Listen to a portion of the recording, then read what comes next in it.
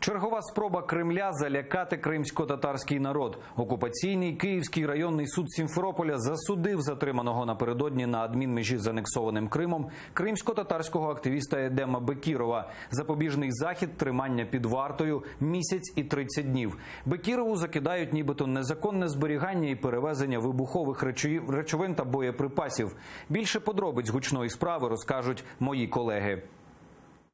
Едем Ага хотів навідати в окупованому Криму маму, перш ніж почати черговий курс лікування у стаціонарі. Напередодні, о 8:45 ранку, він перетнув адмінмежу з окупованим Кримом і зв'язок з ним обірвався. Едема Бекірова затримали російські спецслужби під час проходження ним паспортного контролю, а близько 14-ї троє чоловіків вивезли його до Сімферопольського ФСБ.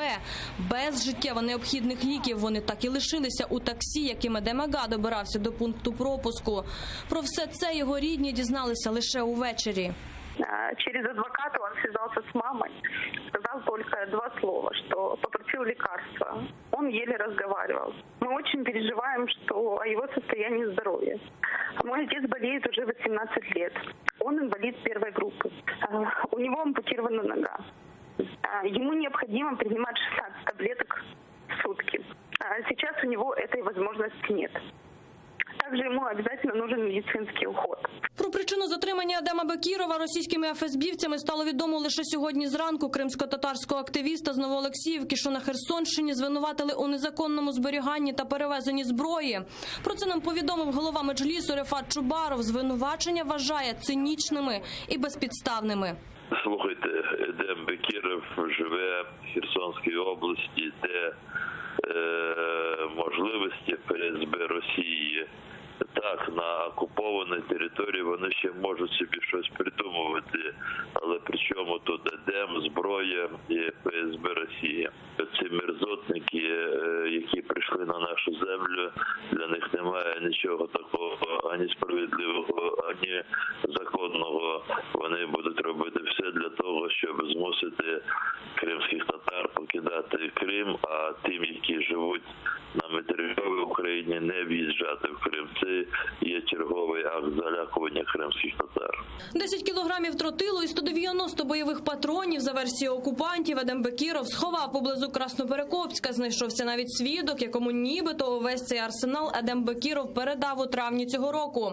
В Меджлісі кажуть, більш абсурдного звинувачення для Едема Бекірова вигадати було б складно. Рассчитывать на какую-то логику или на, как вы сейчас упомянули, что у него такое очень тяжелое состояние здоровья, это все из области гуманитарного, а для этих фашистов понятия такие не существуют. Вот я видел в тюрьме с такими, которых на носилках носили, но они свои, никто их не отпускал, и они, бывало, и умирали в этой тюрьме. Он имеет отношение к национальному движению. Целенаправленная, системная работа, направленная на дискриминацию, на геноцид крымско-татарского народа.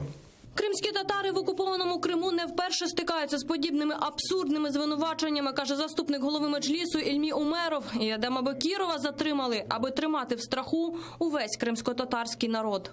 Чоловік, який їде родственников проведать, обвиняют в перевозке оружия. Может, у него в машине еще это оружие нашли. И такое может быть. Но эти абсурдные задержания, они показывают, что российская власть начинает агонировать. Если они таких людей начнут сажать, то весь крымско-татарский народ надо взять скобом и посадить. 1 місяць і 30 днів за ґратами. Таке рішення після 3 годин судилища над Едемом Бекіровим ухвалив сумнозвісний Київський районний суд Сімферополя. Тут не зважили навіть на те, що Едему Бекірову кілька разів ставало зле, він ледве пересувався, і до нього довелося викликати швидку. У Едема Ага впав тиск і цукор крові. Обидва його адвокати, Іслям Веліляєв і Олексій Ладін, клопотали про домашній арешт або заставу. Подозревают его в том, что он хранил, передавал боеприпасы, то есть взрывчатку и патроны. общий вес сумки, которую, по мнению следствия, по мнению следователя ФСБ и согласно опросу секретного свидетеля, о котором я скажу чуть попозже, составляет около 14 килограмм. На суде мы выяснили, что Бекиров не может по состоянию здоровья поднять вес больше, чем 1,5-литровая бутылка. Але тутешні слуги Феміди не звикли виправдовувати кримських татар. Тетяна Солій, Заман, АТР.